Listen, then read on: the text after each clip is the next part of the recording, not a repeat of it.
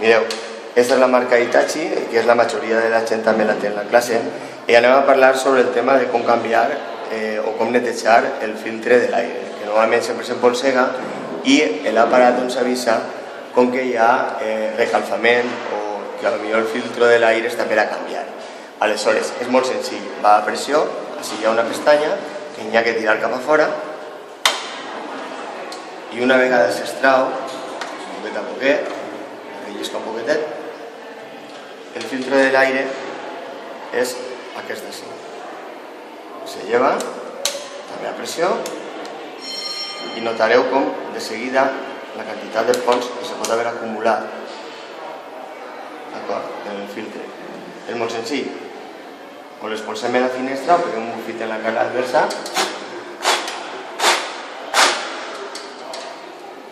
ja està més neta de pols,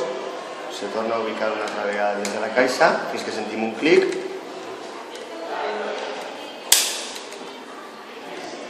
a totes les vores. Molt bé, ho tenim ja dins i tornem a col·locar la tapa del filtre lentament